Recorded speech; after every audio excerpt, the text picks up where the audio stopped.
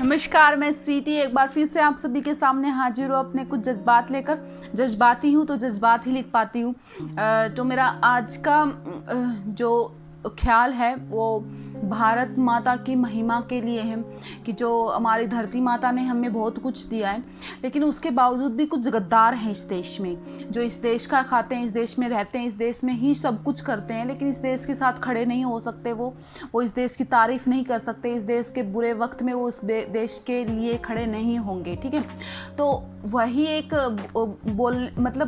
उनको व्याख्यान करके पूछा गया है कि ऐसे कपूत कैसे जन सकती है एक ऐसी माँ, भारत माता।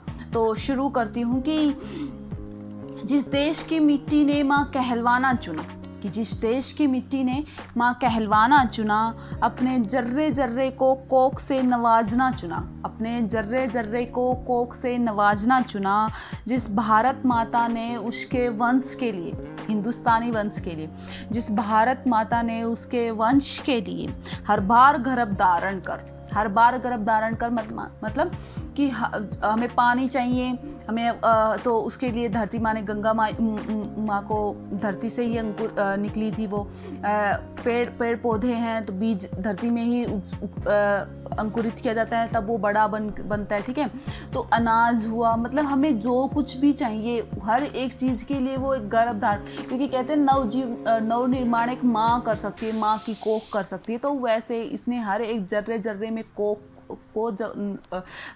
से नवाजा।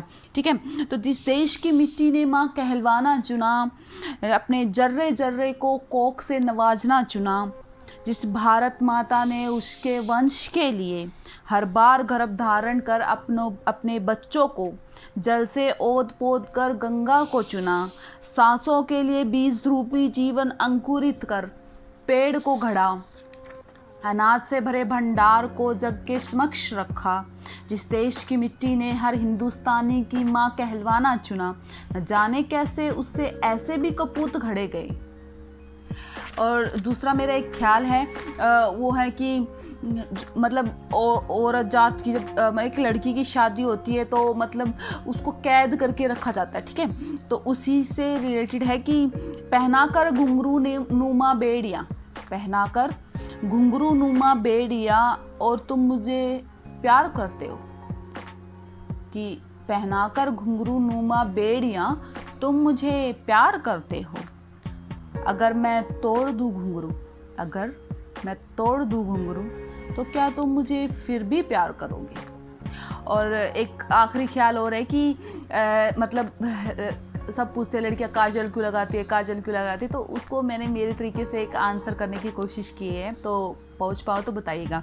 कि एक लड़की की हीरा नूमी चमकीली आँखों के लिए, एक लड़की की हीरा नूमी चमकीली आँखों के लिए काजल का पहरा जरूरी ठीक वैसे ही है, काजल का पहरा जरूरी ठीक वैसे ही है जैसे एक नवनिर्माण जीवन के लिए माँ का गर्भ।